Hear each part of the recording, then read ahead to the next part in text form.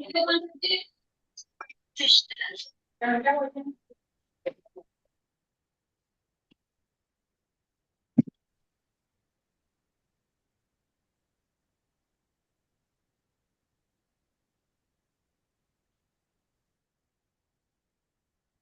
കൃഷ്ണ. ഓം നമോ ഭഗവത്തെ വാസുദേവായ. ഓം നമോ ഭഗവത്തെ വാസുദേവായ. ഓം നമോ ഭഗവത്തെ വാസുദേവായ.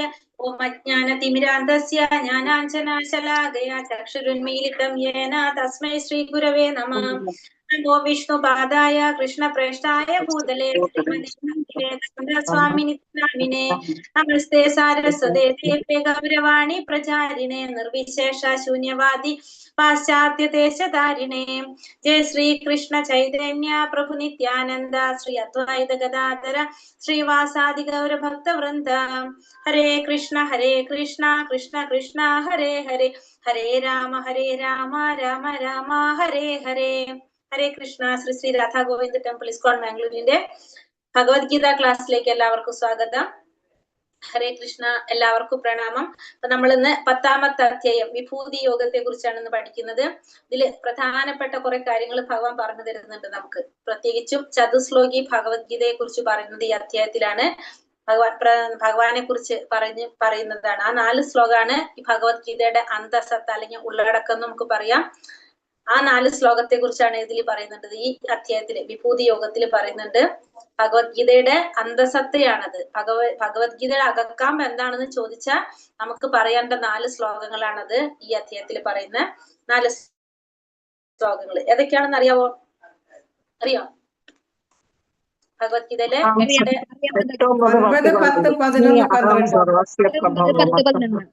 4 ശ്ലോകങ്ങൾ. അപ്പൊ നമ്മള് അധ്യായം 10 വിഭൂതി യോഗം. എന്താണ് വിഭൂതി? വിഭൂതി യോഗം എന്ന് വെച്ചാൽ എന്താ അർത്ഥാക്കണം? വിഭൂതി എന്ന് വെച്ചാൽ എന്താണ്? ഭഗവാന്റെ ഓരോ വിസ്തരണങ്ങളും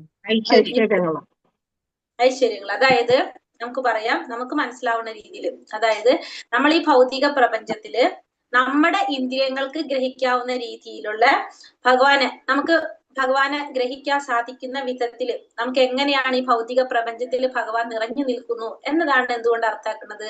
വിഭൂതി എന്നതുകൊണ്ട് അർത്ഥാക്കുന്നത്. അതായത് നമ്മുടെ ഈ ഭൗതിക പ്രപഞ്ചത്തില് നമ്മുടെ ഇന്ദ്രിയങ്ങൾക്ക് ഗ്രഹിക്കാൻ സാധിക്കാവുന്ന വിധത്തിലുള്ള ഭഗവാന്റെ എന്താ പറയാ പ്രതിനിധികൾ, അല്ലെങ്കിൽ ഭഗവാനെ എങ്ങനെയാണ് നമുക്ക് കാണാൻ സാധിക്കുന്നത്, അതാണ് വിഭൂതി എന്നതുകൊണ്ട് അർത്ഥമാക്കുന്നത്. നമ്മുടെ ഇന്ദ്രിയങ്ങൾ കൊണ്ട് ഗ്രഹിക്കാൻ സാധിക്കാവുന്ന വിധത്തില്, അതാണ് ഈ വിഭൂതി എന്ന് പറയുന്നത്. ഇപ്പൊ നമുക്കല്ലാതെ ഭഗവാന്റെ വിസ്തരങ്ങൾ എന്ന് പറഞ്ഞ പുരുഷാവതാരം എന്ന് പറഞ്ഞു നമുക്ക് മനസ്സിലാക്കാൻ സാധിക്കില്ല അല്ലെ. പക്ഷെ നമ്മളെ ഇന്ദ്രിയങ്ങൾ കൊണ്ട് നമുക്ക് പറഞ്ഞാൽ മനസ്സിലാക്കാവുന്ന രീതിയിലുള്ള ഭഗവാന്റെ വിസ്തരണങ്ങൾ, ഭഗവാന്റെ ശക്തികള്, ഐശ്വര്യങ്ങൾ, അതാണ് എന്ത് പറയണത്? വിഭൂതി എന്നതുകൊണ്ട് അർത്ഥമാക്കുന്നത്. മനസ്സിലായപ്പോ വിഭൂതി എന്ന് വെച്ചാൽ എന്താണെന്നുള്ളത് നമുക്ക് മനസ്സിലാക്കുന്ന രീതിയിലുള്ള ഈ ഭൗതിക പ്രപഞ്ചത്തിൽ നിറഞ്ഞു നിൽക്കുന്നത് ഭഗവാന്റെ ഐശ്വര്യവും ശക്തികളും അല്ലേ മാതാജി പറഞ്ഞു? എല്ലാവർക്കും വരും. ഈ വിഭൂതികളിൽ വരുന്ന ഭഗവാന്റെ ഒന്നുകിൽ ചെറിയൊരു അംശമായിരിക്കാം, അല്ലെങ്കിൽ ഭഗവാന്റെ ചെറിയൊരു ശക്തിയായിരിക്കാം, അങ്ങനെ എന്തെങ്കിലും ആയിരിക്കും. അപ്പൊ അതിലൂടെ അത് നമുക്ക് മനസ്സിലാവുന്ന രീതിയിൽ നമ്മൾ പറഞ്ഞു. 7ാമത്തെ അധ്യായത്തിൽ കുറച്ച് കാര്യങ്ങൾ ഭഗവാൻ പറഞ്ഞിരുന്നു. വെള്ളത്തിന്റെ രസം ഭഗവാനാണെന്ന് പറഞ്ഞല്ലേ, ജലത്തിലെ രസം. അപ്പൊ നമ്മള് ജലം കുടിക്കുമ്പോ ഇപ്പൊ നമുക്ക് ഓട്ടോമാറ്റിക്കലി ആ ടേസ്റ്റ് നമുക്ക് ഫീൽ ചെയ്യാം. അത് ഭഗവാനെ പ്രതിനിധീകരിക്കുക. അത് നമുക്ക് മനസ്സിലാവുന്ന രീതിയിലാണ് പറഞ്ഞു തരുന്നത് അല്ലെ. അവിടെ ആ ജലത്തിലെ രസം ഭഗവാനാണെന്ന് പറഞ്ഞു. പിന്നെ സൂര്യചന്ദ്രന്റെ പ്രകാശം ഭഗവാനാണെന്ന് പറഞ്ഞു. നമ്മുടെ സൂര്യചന്ദ്രന്റെ പ്രകാശം നമുക്ക് കാണാൻ സാധിക്കാവുന്ന വിധത്തിലുള്ളതാണ്. അപ്പൊ അത് നമുക്ക് നമുക്ക് ആരോ ഓർമ്മ? ഭഗവാൻ ഓർക്കാൻ സാധിക്കും അല്ലെ. ഇപ്പൊ ആകാശത്തിന്റെ ശബ്ദം, ഇപ്പൊ നമ്മൾ നമുക്ക് ആരെ ഓർമ്മ വരും? ഭഗവാൻ ഓർക്കാൻ സാധിക്കും. അതായത് നമുക്ക് ഗ്രഹിക്കാവുന്ന രീതിയിൽ, നമ്മുടെ ഇന്ദ്രിയങ്ങൾ കൊണ്ട് ഗ്രഹിക്കാൻ സാധിക്കാവുന്ന വിധത്തിലുള്ള ഭഗവാന്റെ ഐശ്വര്യങ്ങൾ അല്ലെങ്കിൽ ഭഗവാന്റെ ശക്തികൾ, അതിനെയാണ് നമ്മൾ എന്ത് പറയുന്നത്? വിഭൂതി എന്നതുകൊണ്ട് അർത്ഥമാക്കുന്നത്. അപ്പൊ 7ാമത്തെ അധ്യായത്തിൽ കുറച്ച് കാര്യങ്ങൾ ഭഗവാൻ പറഞ്ഞിട്ടുണ്ടായിരുന്നു ഭഗവാന്റെ വിഭൂതികളെ കുറിച്ച്. ഇനി ഈ അധ്യായത്തില് അർജുനന്റെ അപേക്ഷ അനുസരിച്ച് കുറച്ചും കൂടി ഭഗവാൻ പറയാണ്. പക്ഷെ ഭഗവാൻ പറയുന്നുണ്ട്, ഭഗവാന്റെ വിഭൂതികളെ കുറിച്ച് പറയുകയാണെങ്കിൽ ഇത്രയൊന്നും പോരാ, അത്രയും അനന്തമായിട്ടുള്ളതാണ് ഭഗവാന്റെ വിഭൂതികൾ എന്ന് പറയുന്നതും. പക്ഷെ കുറച്ച് കാര്യങ്ങൾ നമുക്ക് മനസ്സിലാക്കാൻ വേണ്ടിയിട്ട് പറയുന്നു എന്ന് മാത്രം. അതാണ് നമ്മളിവിടെ പറയാനായിട്ട് പോകുന്നത്. അപ്പൊ നമ്മൾ 9ാമത്തെ അധ്യായം ഇന്നലെ കണ്ടു. 9ാമത്തെ അധ്യായം എല്ലാവർക്കും മനസ്സിലായോ? മനസ്സിലായി മാതാജി. അധ്യായത്തില് ഭഗവാൻ എന്താ പറഞ്ഞത്? എപ്പോഴും ഭഗവാൻ ഓർക്കണം, ഭക്തനാകണം, ഭഗവാനെ പ്രണമിക്കണം, ഭഗവാൻ ആരാധിക്കണം എന്നാ പറയുന്നത്. അപ്പൊ ഭഗവാൻ എപ്പോഴും ഓർക്കാനാണ് പറയുന്നത്. അപ്പൊ നമ്മള് ഭഗവാൻ എപ്പോഴും ഓർക്കണം എന്ന് പറഞ്ഞാൽ അത് ഭഗവാൻ തന്നെ അറിയാം നമുക്ക് എപ്പോഴും ചെയ്യാൻ പറ്റുന്ന കാര്യമില്ല എന്നുള്ളത്. അപ്പൊ അതിനാണ് ഭഗവാൻ ഈ അടുത്ത അധ്യായത്തിൽ വിഭൂതികൾ പറഞ്ഞു തന്നിരിക്കുന്നത്. കാരണം ഭഗവാൻ പറഞ്ഞതാണല്ലേ എപ്പോഴും ഭഗവാൻ ഓർക്കണം എന്ന്. നമ്മൾ ഭഗവാൻ ഓർക്കണം എന്ന് വിചാരിച്ചാൽ ഓർക്കണം എന്ന് വിചാരിക്കുന്ന നമ്മൾ മറന്നു പോകും അല്ലേ?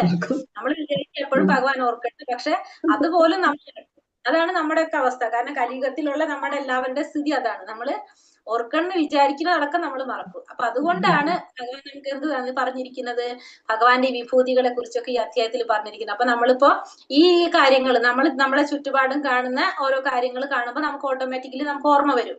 ഇപ്പൊ നമ്മൾ പറഞ്ഞ പോലെ ജലത്തിലെ രസം, അല്ലെങ്കിൽ സൂര്യചന്ദ്രന്മാരുടെ പ്രകാശം, പിന്നെ ഭഗവാൻ, പിന്നെ വേറെ എന്തൊക്കെ ഏഴാമത്തെ അധ്യായത്തിൽ കുറെ പറഞ്ഞല്ലോ നമ്മൾ കുറച്ച് കാര്യങ്ങൾ അല്ലേ? അതൊക്കെ കാണുമ്പോൾ നമ്മുടെ മനസ്സിൽ നമുക്ക് ഓർമ്മ വരും, നമുക്ക് ഭഗവാൻ ഓർക്കാനായിട്ട് സാധിക്കും. അതേപോലെ തന്നെയാണ് ഈ അധ്യായത്തിലും ഭഗവാൻ പറയുന്നത്. നമുക്ക് അധ്യായത്തിലേക്ക് കടക്കാം. അധ്യായം 10 വിഭൂതി യോഗം. വിഭൂതി യോഗം. ഓം നമോ ശ്രീ ശ്രീ രാധാ ഗോവിന്ദിക്ക് ജയ്. ഇത് നമ്മളെ ഇസ്കോൺ മംഗലാപുരം ഇസ്കോണിലെ അമ്പലത്തിലെ പ്രതിഷ്ഠയാണ് കേട്ടോ. ഇത് അവിടുത്തെ ഡയറ്റീസ് ആണിത്. രാവിലെ മംഗളാരതിയിൽ കയറുന്നവര് കണ്ടിട്ടുണ്ടാവും. ഇത് അവിടുത്തെ രാധാ ഗോവിന്ദനാണ് അവിടുത്തെ പ്രതിഷ്ഠ. ഇപ്പോ ഒന്നാമത്തെ ഇതില് 42 ശ്ലോകങ്ങളാണ് ഈ അധ്യായത്തിലുള്ളത്. അപ്പൊ അതിൽ 1 മുതൽ 7 വരെയുള്ള ശ്ലോകത്തില് എല്ലാറ്റിന്റെയും ഉത്ഭവസ്ഥാനം എന്ന നിലയിൽ ഭഗവാന്റെ സ്ഥാനത്തെ കുറിച്ച് പറയുന്നു. 8 മുതൽ 11 വരെ നമ്മൾ പറഞ്ഞ ആ ചതുശ്ലോകി ഭഗവത്ഗീത അത് പറയുന്നു. 12 മുതൽ 42 വരെ അർജുനന്റെ സ്വീകാര്യതയും പിന്നെ അർജുനന്റെ അഭ്യർത്ഥന പ്രകാരം ഭഗവാന്റെ വിഭൂതികളെ കുറിച്ച് പറയുന്നതാണ്.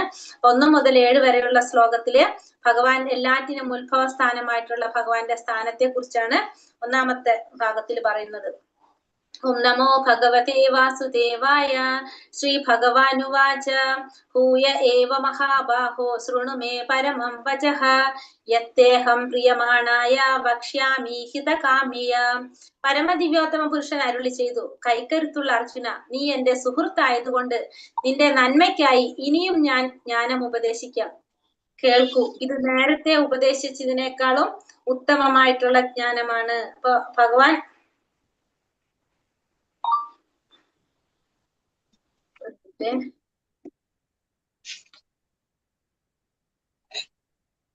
ഇപ്പൊ ഇവിടെ പറയുന്നത്, ഭഗവാൻ എന്താ പറയുന്നത്, അർജുനനോട് പറയാണ്, കൈക്കരുത്തുള്ള അർജുന, നീ എന്റെ സുഹൃത്തായത് കൊണ്ട് നിന്റെ നന്മയ്ക്കായിട്ട് ഇനിയും ഞാൻ നിനക്ക് ജ്ഞാനം ഉപദേശിച്ചു തരാം. അപ്പൊ നേരത്തെ പറഞ്ഞതിനേക്കാളും ഉപദേശിച്ചതിനേക്കാളും ഉത്തമമായിട്ടുള്ള ജ്ഞാനം ഇനിയും ഞാൻ നിനക്ക് ഉപദേശിച്ചു തരാം. എന്തുകൊണ്ടാണ്? നീ എന്റെ സുഹൃത്തായത് കൊണ്ട് നിന്റെ നന്മയ്ക്കായിട്ട് ഇനിയും ഞാൻ പറഞ്ഞു തരാം എന്നാണ് ഇവിടെ പറയുന്നത്. അപ്പൊ ഭഗവാൻ എന്ന വാക്കിന് പരാശര മഹർഷി നൽകിയിരിക്കുന്ന നിർവചനം എന്തൊക്കെയാണ് നമുക്കറിയാം. ബലം, കീർത്തി, ധനം, ജ്ഞാനം, സൗന്ദര്യം, ത്യാഗം, ഈ 6 വിഭൂതികളും നിറഞ്ഞവനാണ് ആര്? ഭഗവാൻ. ഇത് ആരിലാണോ ഈ 6ഉം കാണുന്നത് അവരെ നമുക്ക് ആരെന്ന് പറയാം? ഭഗവാൻ എന്ന് പറയാം. ഇപ്പൊ ചിലർക്ക് കുറെ ശക്തി ഉണ്ടാവും, കീർത്തി ഉണ്ടാവും, ചിലപ്പോ ധനം ഉണ്ടാവും. എല്ലാവരിലും എന്തുണ്ടാവില്ല? ഈ 6ഉം ഒരുമിച്ചുണ്ടാവില്ല. ഇതെല്ലാം ഒരുമിച്ച് ആരിലേ ഉണ്ടാവുള്ളൂ? ഭഗവാനില് മാത്രമേ ഉണ്ടാവുള്ളൂ എന്നാണ് പറയുന്നത്. അപ്പൊ ഈ 6 വിഭൂതികളും ഒരുമിച്ച് വരുന്ന തികഞ്ഞവനാണ് ആര്? ഭഗവാൻ എന്ന് പറയാം. നമേ വിദൂസുരഗണ പ്രഭവം ന മഹർഷയഃ അഹമാദിർഹി ദേവാനാം മഹർഷീണാം ച സർവശഃ. എന്റെ ഉൽപ്പത്തി, വിഭൂതി എന്നിവയെ പറ്റി ദേവന്മാർക്കോ ഋഷികൾക്കോ അറിഞ്ഞുകൂടാ. ഏത് വിധത്തിലും അവരുടെ എല്ലാം ഉത്ഭവസ്ഥാനം ഞാനാണ്. അപ്പൊ ഭഗവാന്റെ ഉൽപ്പത്തിയെ കുറിച്ചോ വിഭൂതിയെ കുറിച്ചോ ദേവന്മാർക്കും അറിയില്ല, ഋഷിമാർക്കും അറിയില്ല. കാരണം എന്താണ്? അവരുടെ ഉത്ഭവസ്ഥാനം ഭഗവാനിൽ നിന്നാണ്. അവരെല്ലാം ഉത്ഭവിച്ചത് ഭഗവാനിൽ നിന്നാണ്. അപ്പൊ അവർക്ക് എങ്ങനെയാണ് അവരെക്കാളും മുന്നുള്ള ഭഗവാനെ കുറിച്ച് അറിയാൻ അവർക്ക് സാധിക്കില്ല. അപ്പൊ അതുകൊണ്ട് അവർക്കാർക്കും ഭഗവാന്റെ ഉൽപ്പത്തിയെ കുറിച്ചോ ഭഗവാന്റെ വിഭൂതിയെ കുറിച്ചോ ഒന്നും അവർക്കറിയില്ല. കൃഷ്ണനെ തന്റെ യഥാർത്ഥ അവസ്ഥയിൽ മനസ്സിലാക്കാൻ പലർക്കും കഴിയില്ല. അതുകൊണ്ട് തന്നെ ഭഗവാന്റെ അഹേതുകമായ കാരുണ്യത്താൽ ഭഗവാൻ അവരെ അനുഗ്രഹിക്കാൻ വേണ്ടി ഭഗവാൻ അവതരിക്കുന്നു. ഭഗവാന്റെ അസാധാരണ പ്രവർത്തികൾ കണ്ടിട്ട് കൂടി ഭൗതിക ശക്തിയുടെ മാലിന്യം ബാധിച്ച ഈ ഓഹാപൂഹ പടുക്കൾ അവ്യക്തിഗത ബ്രഹ്മമാണ് പരമോന്നതനെന്ന് ചിന്തിക്കുന്നു. അപ്പൊ ഭഗവാന് യഥാർത്ഥത്തിൽ മനസ്സിലാക്കാനായിട്ട് പലർക്കും സാധിക്കില്ല. നമ്മൾ പഠിച്ചില്ലേ, 1000-ൽ ഒരാൾക്കാണ് ഭഗവാനെ കുറിച്ച് അറിയാൻ ആഗ്രഹം ഉണ്ടാകുന്നത്. അതില് കുറച്ചു പേർക്ക് എന്ത് സാധിക്കുള്ളൂ, അതിനുള്ള അവസരം ഉണ്ടാവുള്ളൂ. എന്നിട്ടും ഭഗവാനെ കുറിച്ച് അറിയുന്നവര് പൂർണ്ണത നേടിക്കഴിഞ്ഞാൽ തന്നെ ഭഗവാനെ അറിയുന്നവര് വളരെ കുറവാണെന്ന് പറഞ്ഞു. അതുപോലെ തന്നെ എല്ലാവർക്കും ഭഗവാനെ കുറിച്ച് അറിയാനായിട്ട് സാധിക്കില്ല.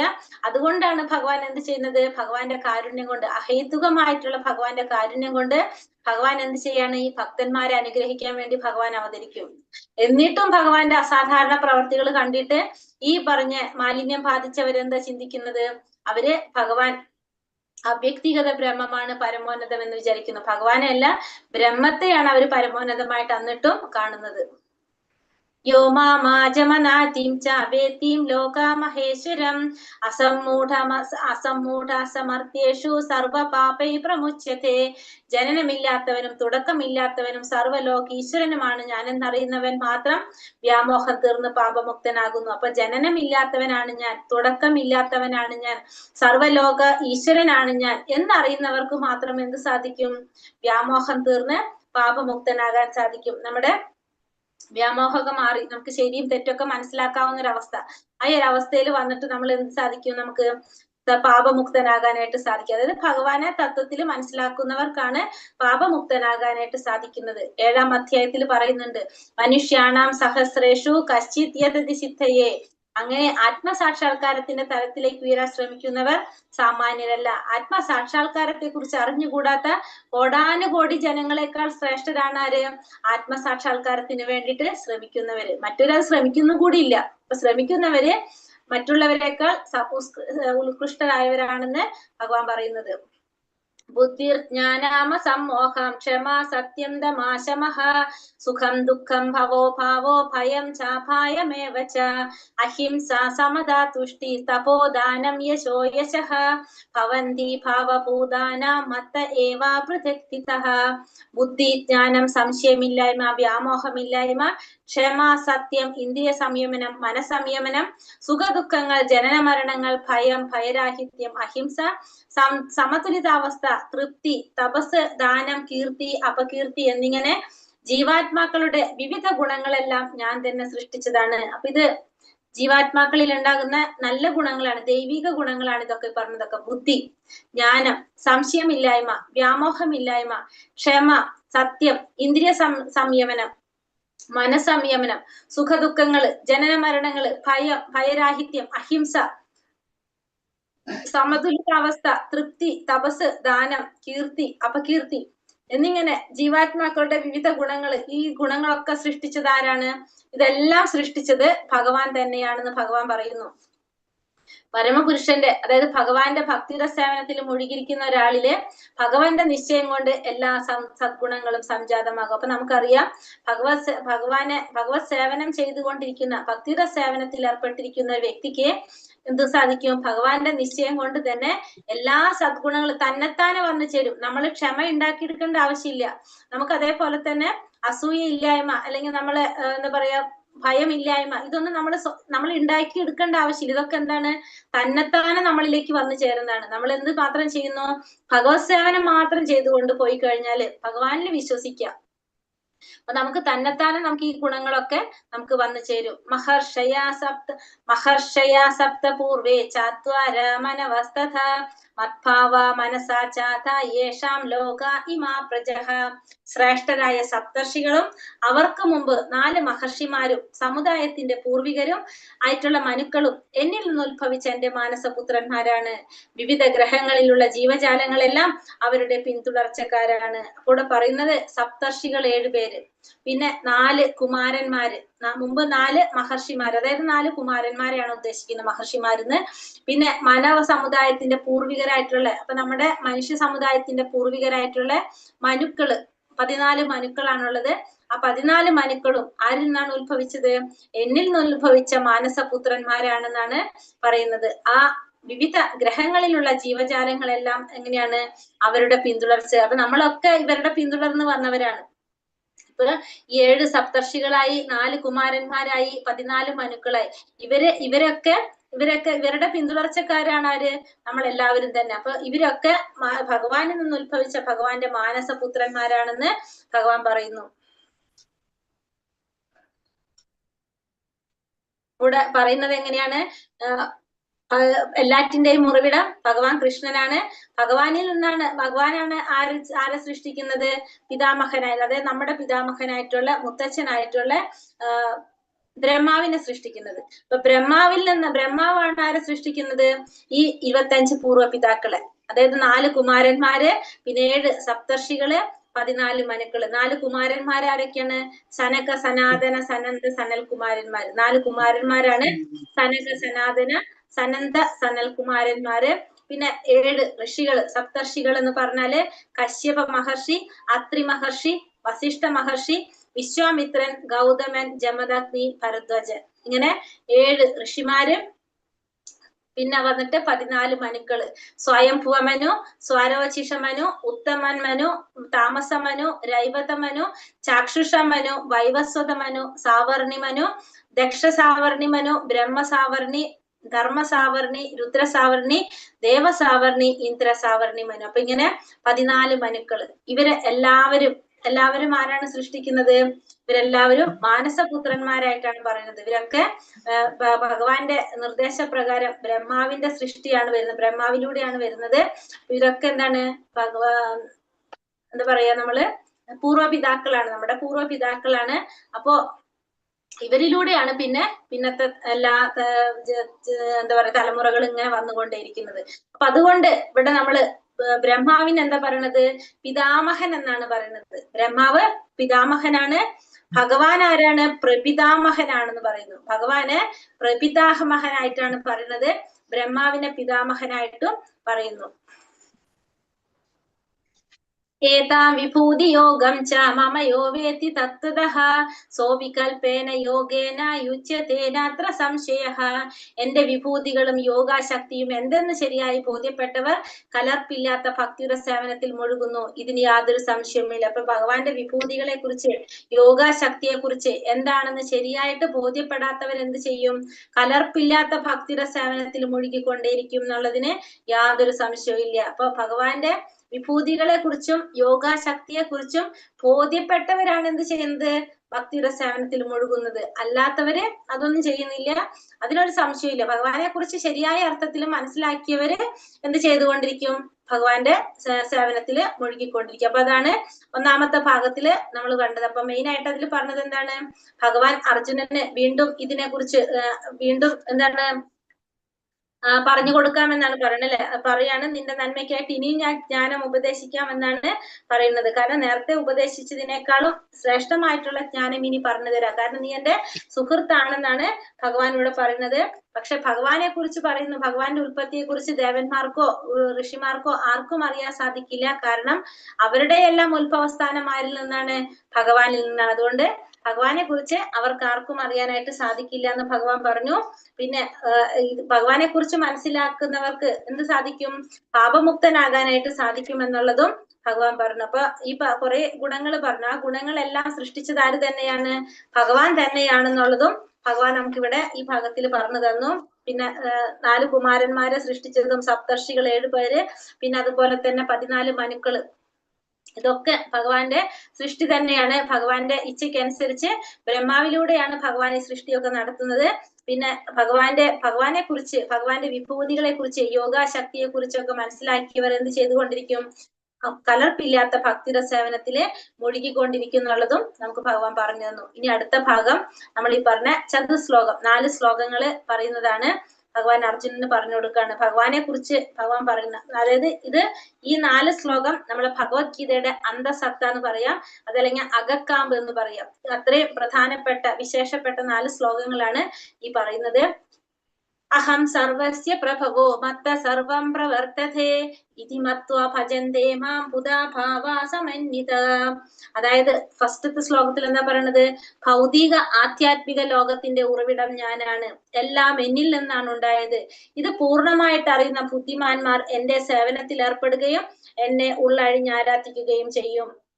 അപ്പൊ ഈ ഭൗതിക ലോകത്തിന്റെയും ആധ്യാത്മിക ലോകത്തിന്റെയും ഉറവിടം രണ്ടിന്റെയും, അപ്പൊ ആധ്യാത്മികവും ഭൗതികവും രണ്ടിന്റെയും ഉറവിടം ഭഗവാനാണ്. ഇതെല്ലാം ഭഗവാനിൽ നിന്ന് തന്നെയാണ് ഉണ്ടായിട്ടുള്ളത്. ഇത് പൂർണ്ണമായിട്ട് മനസ്സിലാക്കുന്ന ബുദ്ധിമാന്മാർ എന്ത് ചെയ്യും? ഭഗവാന്റെ സേവനത്തിൽ ഏർപ്പെടുകയും ചെയ്യും, ഭഗവാനെ ഉള്ളഴിഞ്ഞ് ആരാധിക്കുകയും ചെയ്യും. ബുദ്ധിമാന്മാർക്ക് അറിയാം ആധ്യാത്മിക ലോകത്തിന്റെയും ഭൗതിക ലോകത്തിന്റെയും ഉറവിടം ഭഗവാനാണെന്ന്. അതുകൊണ്ട് അവരെന്ത് ചെയ്യും? ഭഗവാന്റെ സേവനത്തിൽ ഏർപ്പെട്ടുകൊണ്ടേയിരിക്കും, ഭഗവാനെ ഉള്ളഴിഞ്ഞ് ആരാധിച്ചുകൊണ്ടേയിരിക്കും. അപ്പൊ സൃഷ്ടിയുടെ ആരംഭത്തില് ആര് മാത്രമേ ഉണ്ടായിരുന്നുള്ളൂ? നാരായണൻ മാത്രമേ ഉണ്ടായിരുന്നുള്ളൂ. ബ്രഹ്മാവോ ശിവനോ ഒന്നും ഉണ്ടായിരുന്നില്ല. അഗ്നി, ചന്ദ്രൻ, ആകാശോ, ഭൂമിയോ, നക്ഷത്രങ്ങളോ, സൂര്യൻ, ഇതൊന്നും ഉണ്ടായിരുന്നില്ല. പിന്നെ പറയുന്നു ഭഗവാന്റെ നെറ്റിയിൽ നിന്നാണ് ആര് വന്നിരിക്കുന്നത്? മഹാദേവൻ, ശിവന്റെ ഉൽപ്പത്തി എന്നാണ് നാരായണോപനിഷത്തിൽ പറയുന്നത്. മഹാദേവൻ ശിവൻ വന്നിരിക്കുന്നത് എങ്ങനെയാണ്? ഭഗവാന്റെ നെറ്റിയിൽ ഭഗവാന്റെ നെറ്റിയിൽ നിന്നാണെന്ന് പറയുന്നു. അപ്പൊ സൃഷ്ടി ആരംഭിക്കുമ്പോ ആര് മാത്രമേ ഉണ്ടായിരുന്നുള്ളൂ? ആദ്യം ഭഗവാൻ മാത്രം. നമ്മൾ ഇന്ന് ബ്രഹ്മാവിന്റെ ആയുസ് പറഞ്ഞപ്പോ 8ാമത്തെ അധ്യായത്തിൽ നമ്മൾ കണ്ടു, ഓർമ്മയുണ്ടോ? നമ്മൾ എന്താ പറഞ്ഞത്? കൽപ്പം അല്ലെ? ബ്രഹ്മാവിന്റെ ഓരോ പകല് കഴിയുമ്പോഴും എന്ത് പറഞ്ഞു? എല്ലാം ഭഗവാന്റെ വായ്ക്കുള്ളിലേക്ക് പോകും. പിറ്റേ കൽപ്പം ആരംഭിക്കുമ്പോ വീണ്ടും സൃഷ്ടി, പിന്നെ എന്ത് വരും? മുഴുവനും വരുന്നു പറഞ്ഞു. അപ്പൊ ഭഗവാൻ വരുന്ന സമയത്ത് ആര് മാത്രമേ ഉള്ളൂ? ശരിക്കും ഭഗവാൻ മാത്രമേ ഉള്ളൂ, പിന്നെ ഒന്നുമില്ല. അപ്പൊ സൃഷ്ടി ആരംഭിക്കുമ്പോ ആര് മാത്രമേ ഉണ്ടാകുന്നുള്ളൂ? നാരായണൻ മാത്രമേ ഉണ്ടാകുന്നുള്ളൂ. ബ്രഹ്മാവോ ശിവനോ അഗ്നിയോ ചന്ദ്രനോ ആകാശോ ഭൂമിയോ ഒന്നും ഉണ്ടാവില്ല.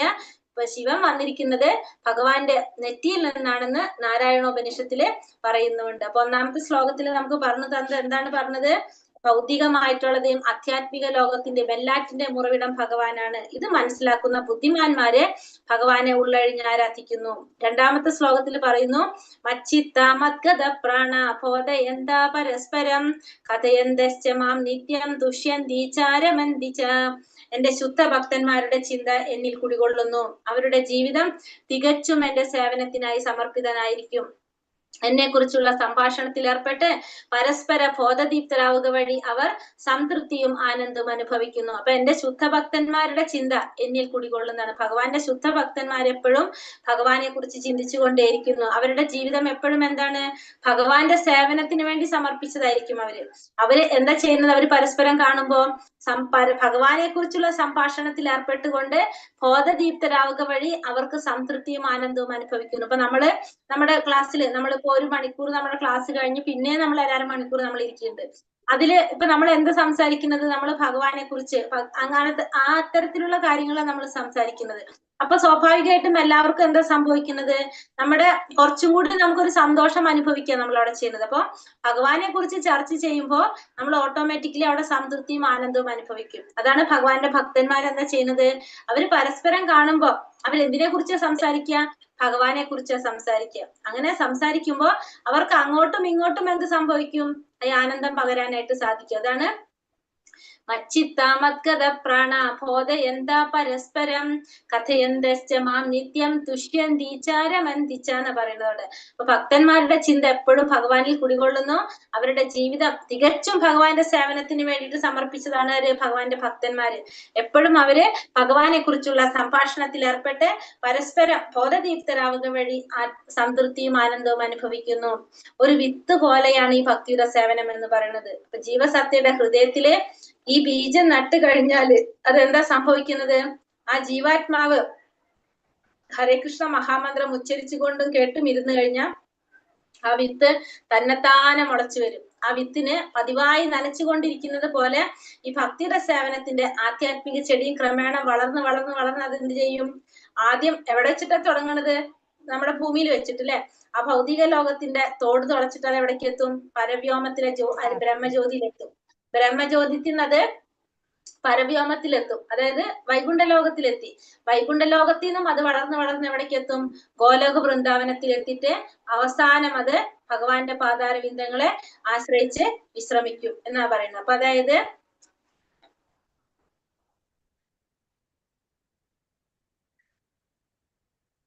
ഹരേകൃഷ്ണ മഹാമന്ത്രത്തിന് മാത്രമാണ് ശരിക്കും എവിടേക്ക് പോകാൻ സാധിക്കുന്നത്? ഭഗവാന്റെ ലോകത്തിലേക്ക് പോകാനായിട്ട്, ബ്രഹ്മത്തിലേക്ക് നേരിട്ട് പോകാനായിട്ട് സാധിക്കും. അതാണ് നമുക്കിവിടെ മനസ്സിലാക്കി തരുന്നത്. അതായത് നമുക്കിപ്പോ ഇതിൽ കണ്ടാൽ അറിയാം, ഗോലോക ചാറ്റിൽ നമ്മൾ നാമം ജപിക്കുന്ന എവിടെയാണ്? നമ്മൾ ഇവിടെ ഇരുന്നിട്ടാണ് ചെയ്യുന്നത്. അപ്പൊ ഭൂമിയിൽ 7ാമത്തെ ലോകമായിട്ടുള്ള ഭൂമിയുടെ നേരെ കാണുന്നുണ്ട്. ഈ കറുത്ത ഇവിടെ കാണാം, ഹരേ കൃഷ്ണ മഹാമന്ത്രത്തിന്റെ ഒരു ലൈനാണ് ഈ കാണുന്നത്. ശ്രദ്ധിച്ചു നോക്കിയാൽ കാണാൻ പറ്റുണ്ടോ? ഞാൻ സൂം ചെയ്താൽ നിങ്ങൾക്ക് ഒന്നും കൂടി കാണാൻ പറ്റില്ല. കാണാം മാതാജി, കാണുന്നുണ്ട്. ഈ ഹരേകൃഷ്ണ മഹാമന്ത്രമാണ് കേട്ടോ. അത് ഇവിടെ നിന്ന് നമ്മൾ അതിന്റെ വിത്ത് നമ്മളിവിടെ പാകി. അപ്പൊ അത് പാകിയപ്പോ നമ്മൾ എന്ത് ചെയ്തു? നമ്മൾ അതിന് വെള്ളം എന്ന് പറയുന്നത് നമ്മളെ മന്ത്രം ചൊല്ലിക്കൊണ്ടിരിക്കുകയാണ്. ആ ഭക്തിയുടെ സേവനത്തിന്റെ വിത്ത് പാകി.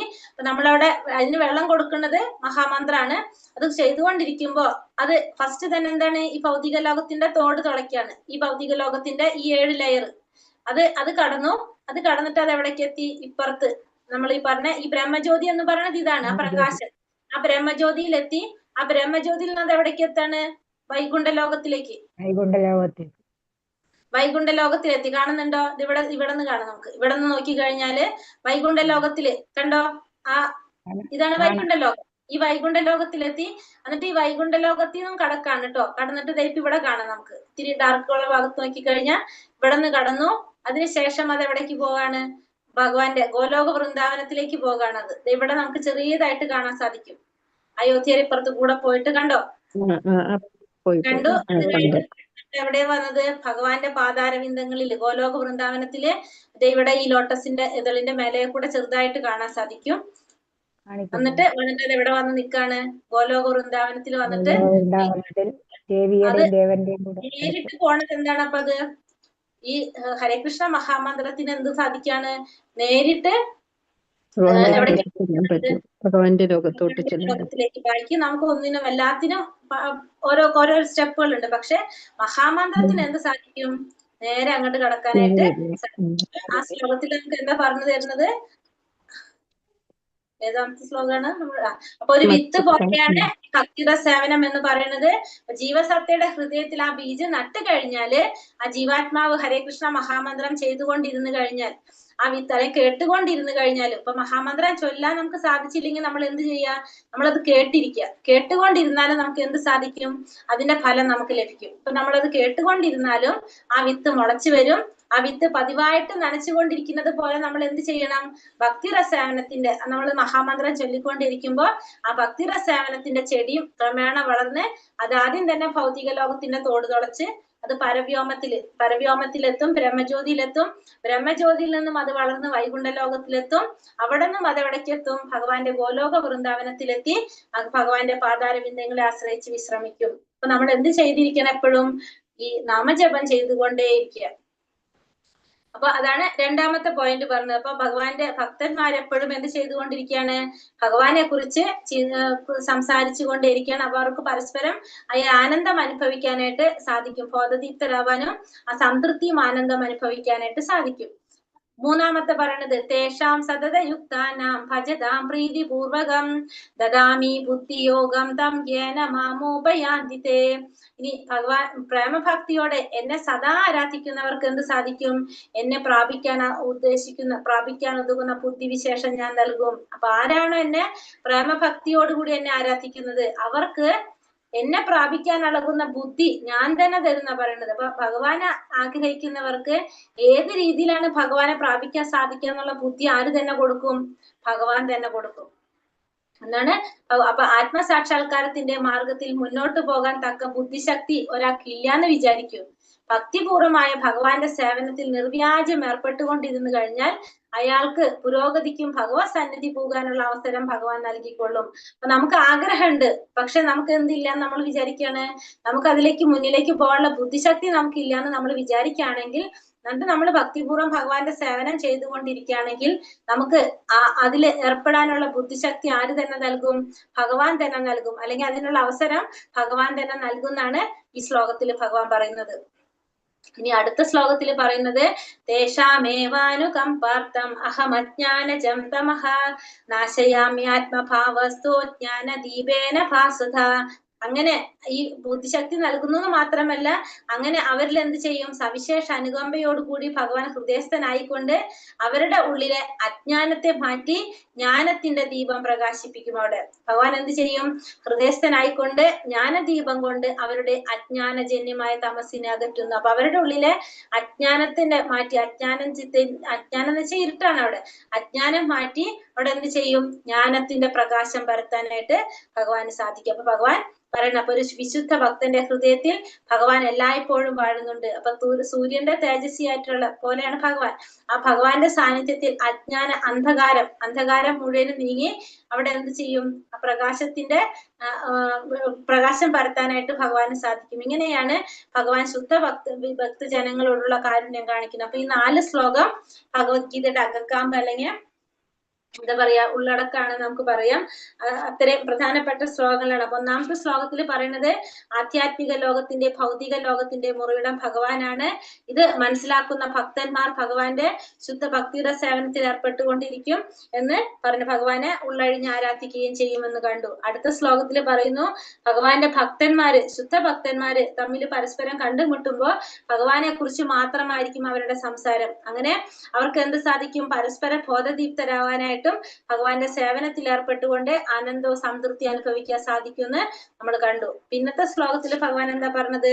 ഇനി ആരാണോ പ്രേമഭക്തിയോടെ ഭഗവാനെ ആരാധിക്കുന്നത് അവർക്ക് ഭഗവാനെ പ്രാപിക്കാനുള്ള ബുദ്ധിവിശേഷം ആര് തന്നെ നൽകും?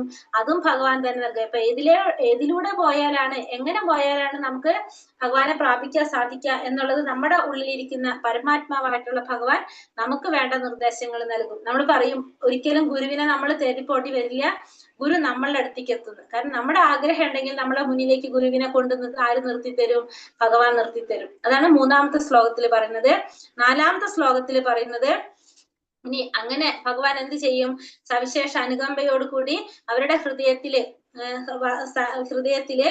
ഹൃദയസ്ഥനായിക്കൊണ്ട് അജ്ഞാനജന്യമായ തമസിന്, അജ്ഞാനം കൊണ്ടുണ്ടായ ഇരുട്ടിനെ മാറ്റി അവിടെ എന്ത് ചെയ്യും? പ്രകാശം, ജ്ഞാനത്തിന്റെ പ്രകാശം തെളിയിക്കുമെന്നും ഭഗവാൻ പറയാണ്. അപ്പൊ ഈ 4 ശ്ലോകങ്ങള് പ്രധാനപ്പെട്ടതാണ്. അതിന്റെ ആശയവും നമ്മൾ മനസ്സിലാക്കി വെക്കുക. ഇനി അടുത്ത ഭാഗം പറയുന്നത് അർജുനന്റെ സ്വീകാര്യതയും അഭ്യർത്ഥന. അപ്പൊ അർജുനൻ ഈ പറഞ്ഞ കാര്യങ്ങളൊക്കെ അർജുനൻ സ്വീകരിച്ച് അർജുനൻ അഭ്യർത്ഥിക്കുകയാണ്. എന്താണ്? അർജുന ഉവാച പരം ബ്രഹ്മ പരം ധാമം പവിത്രം പരമം ഭവാൻ പുരുഷം ശാശ്വതം ദിവ്യം ആദിദേവാമജം വിഭും ആഹുസ്താമൃഷയ സർവേ ദേവർഷിർനാരദസ്തഥാ അസിതോ ദേവലോ വ്യാസൻ സ്വയം ചൈവാപ്രവീഷിമേ. അർജുനൻ പറഞ്ഞു, അങ്ങ് എന്താ പറഞ്ഞത്? അങ്ങ് പരമദിവ്യോത്തമ പുരുഷനാണ്. പരമമായ ധാമവും പവിത്രമായതും നിരപേക്ഷ തത്വവും ഭഗവാൻ തന്നെയാണ്. സനാതനനും അഭൗതികനും ആദിപുരുഷനും അജനും മഹാനുമാണ് അങ്ങെന്ന് എല്ലാ ഋഷികളും ഊന്നി പറയുന്നു. ഇപ്പോ അങ്ങ് തന്നെ അത് സ്വയം എന്നോട് വ്യക്തമായി പറയുകയും ചെയ്യുന്നു. അപ്പൊ പറയുന്നത് അങ്ങ് പരമദിവ്യോത്തമ പുരുഷനാണ്, പരമമായ ധാമവും പവിത്രമായതും അങ്ങ് തന്നെയാണ്, നിരപേക്ഷ തത്വം ഭഗവാൻ തന്നെ, സനാതനമായിട്ടുള്ളത് അഭൗതികനായിട്ടുള്ളത് ആദിപുരുഷൻ അജൻ മഹാൻ ഇതൊക്കെ ആര് തന്നെയാണ്? ഭഗവാൻ തന്നെയാണെന്ന് ഋഷികളും ഊന്നി പറയുന്നു. ഇപ്പൊ അങ്ങ് സ്വയം എന്നോടത് വ്യക്തമായിട്ട് പറയുകയും ചെയ്തു എന്നാണ് ഭഗവാൻ ഇവിടെ പറഞ്ഞത്. അപ്പൊ എന്താ പറഞ്ഞത്? അർജുനൻ എങ്ങനെയാണ് ഭഗവാനെ സ്വീകരിക്കുന്നത്? പറയുന്നത് ഭഗവാനെ കുറിച്ച് പറഞ്ഞത് അംഗീകരിക്കുന്നത് അല്ലെ സ്വീകരിക്കുന്നത്? അങ്ങ് പരബ്രഹ്മമാണ്, അങ്ങ് പരമമായ സത്യമാണ്, പരമമായ ധാമം, എല്ലാവരുടെയും പരമമായ സ്ഥാനം എന്താണ്? ഭഗവാന്റെ ധാമം. അത് അങ്ങാണ് പവിത്രമായത്, ശുദ്ധമായ ഭൗതികത കൊണ്ട് മലിനമാകാത്ത ശുദ്ധമായത് ഭഗവാനാണ്. പിന്നെ പരമം ഭവാൻ, അങ്ങ് പരമമായ സത്യമാണ്. പുരുഷം, അങ്ങൊരു വ്യക്തിയാണ്, പരമ ആസ്വാദകനാണ്. ആര്? ഭഗവാൻ. പുരുഷനാണ് ഭഗവാൻ. പുരുഷൻ എന്ന് വെച്ചാൽ ആസ്വാദകൻ എന്നാണ് അർത്ഥം. ശാശ്വതം, അങ്ങ് നിത്യമായിട്ടുള്ളവനാണ്. ദിവ്യനാണ് അങ്ങ്, അതീന്ദ്രിയനാണ് അങ്ങ്, ആദിദേവനാണ് അങ്ങ്. പിന്നെ അജനാണ് അങ്ങ്, ജനനരഹിതനാണ്. വിഭു, അങ്ങ് എന്താണ്? സർവോന്നതനാണ് അങ്ങ്. പിന്നെ അതുപോലെ തന്നെ എല്ലാ ആചാര്യന്മാരും അംഗീകരിച്ചിട്ടുള്ളതാണത്. നാരദൻ, അസിതൻ, ലേവലൻ, വ്യാസൻ ഇവരെല്ലാവരും പറയുന്നതാണ്. ഇപ്പോഴോ അങ്ങ് സ്വയം അതെന്നോട് വ്യക്തമായി പറയുകയും ചെയ്യുന്നു. ഇപ്പൊ ദേവന്മാർക്കോ ദാനവന്മാർക്കോ ആർക്കും എന്ത് സാധിക്കില്ല? ഭഗവാന്റെ വ്യക്തിത്വം മനസ്സിലാക്കാനായിട്ട് കഴിയില്ല. അപ്പൊ ഇവിടെ ഭഗവാനെ കുറിച്ച് ഭഗവാൻ പറഞ്ഞ കാര്യങ്ങള് അർജുനൻ അത് അതേപടി മനസ്സിലാക്കി സ്വീകരിക്കുകയാണ്. അപ്പൊ അർജുനൻ ഇവിടെ പറയുന്നതെല്ലാം ഭഗവാന്റെ കാരുണ്യത്താൽ മാത്രമാണ്. നമുക്ക് ഭഗവത്ഗീത മനസ്സിലാക്കണമെങ്കിൽ ഈ 2 ശ്ലോകങ്ങളുടെയും പ്രസ്താവനകൾ അതേപടി സ്വീകരിക്കണം. അപ്പൊ ഭഗവാനെ കുറിച്ച് അർജുനൻ പറഞ്ഞ കാര്യങ്ങള് നമ്മളും എന്ത് ചെയ്യണം? സ്വീകരിക്കണം. എങ്കിൽ മാത്രമേ നമുക്ക് എന്ത് സാധിക്കുള്ളൂ? ഭഗവാന്റെ കാരുണ്യം കൊണ്ട് ഭഗവത്ഗീത മനസ്സിലാക്കാനായിട്ട് സാധിക്കുള്ളൂ. അതിനെയാണ് പാരമ്പര്യം അഥവാ ഗുരുശിഷ്യ പരമ്പരാ രീതി എന്ന് പറയുന്നത്. ശിഷ്യ പരമ്പരയിൽ പെടാത്തവർക്ക് ഭഗവത്ഗീത മനസ്സിലാക്കാൻ സാധിക്കില്ല. അപ്പൊ ഇതിനെയാണ് നമ്മൾ എന്ന് പറയുന്നത് ആ ഗുരുശിഷ്യ പരമ്പര എന്ന് പറഞ്ഞ പരമ്പരയിൽ പെടാത്തവർക്ക് എന്ത് സാധിക്കില്ല? ഭഗവത്ഗീത മനസ്സിലാക്കാനായിട്ട് സാധിക്കില്ല. അപ്പൊ അർജുനൻ ഈ പറയുന്നതെല്ലാം തന്നെ ഭഗവാന്റെ കാരുണ്യം കൊണ്ട് മാത്രമാണ് എന്ന് നമ്മൾ മനസ്സിലാക്കുക. അപ്പൊ ഭഗവത്ഗീത മനസ്സിലാക്കണമെങ്കിൽ എന്ത് വേണം? ഈ 2 ശ്ലോകങ്ങളുടെ അർത്ഥം നമുക്ക് അറിഞ്ഞിരിക്കണം. സർവമേധാധൃതം മന്യേയന്മാം വദസി കേശവ നഹീതേ ഭഗവാൻ വ്യക്തി വിദുർ ദേവാന ദാനവഃ.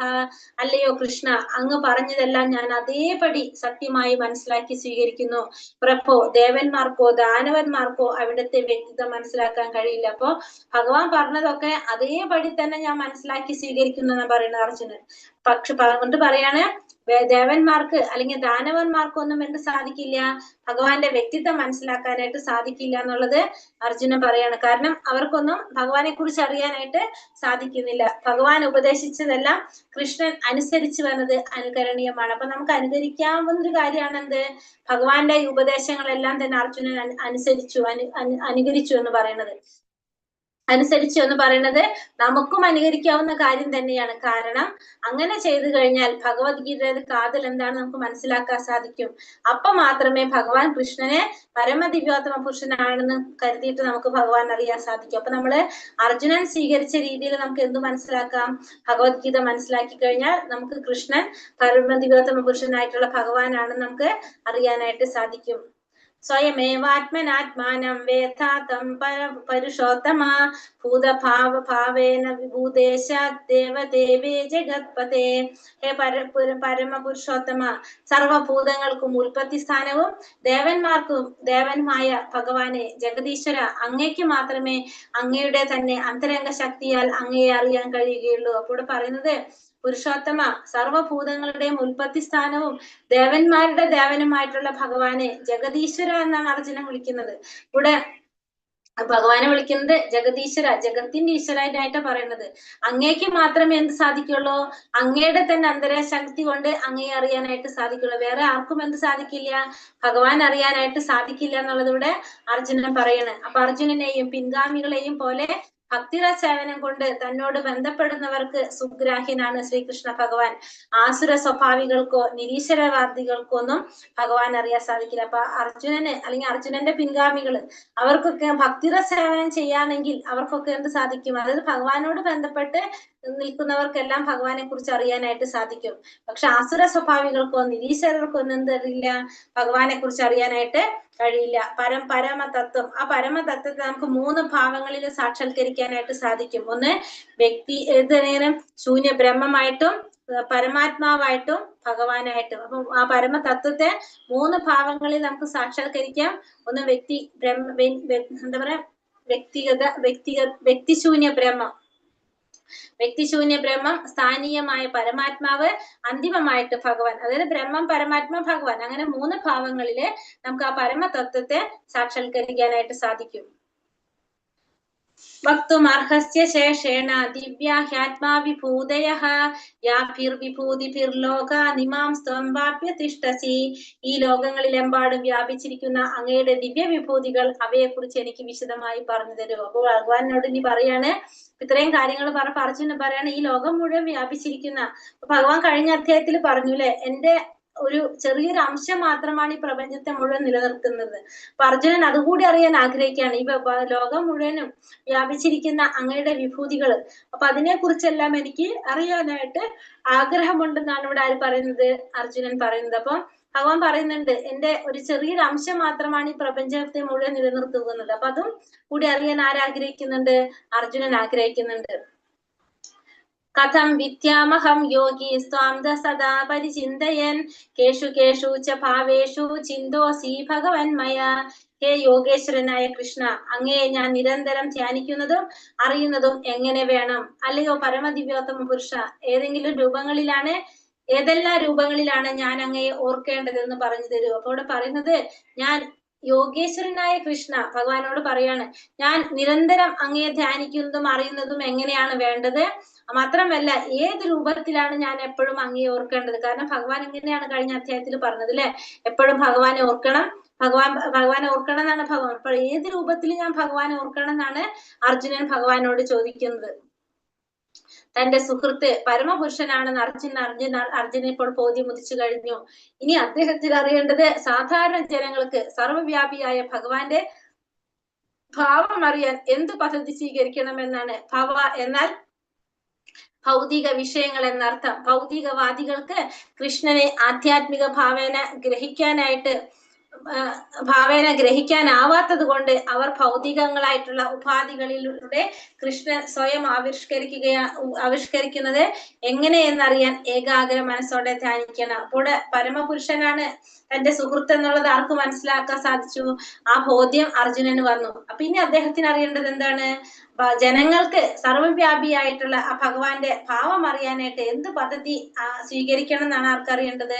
ജനങ്ങൾക്ക് അറിയേണ്ടത്. അപ്പൊ ഭവ എന്നാല് ഭൗതിക വിഷയങ്ങൾ എന്നാണ് അർത്ഥം. അപ്പൊ ഭൗതികവാദികൾക്ക് കൃഷ്ണനെ ആധ്യാത്മിക ഭാവേന ഗ്രഹിക്കാനാവാത്തത് കൊണ്ട് അവർ ഭൗതികങ്ങളായിട്ടുള്ള ഉപാധികളിലൂടെ കൃഷ്ണൻ സ്വയം ആവിഷ്കരിക്കുന്നത് എങ്ങനെയെന്ന് ഏകാഗ്ര മനസ്സോടെ അറിയാനായിട്ട് ശ്രമിക്കുക. അപ്പൊ ഭവ എന്ന് വെച്ചാൽ അർത്ഥം ഭൗതികമായ വിഷയങ്ങൾ.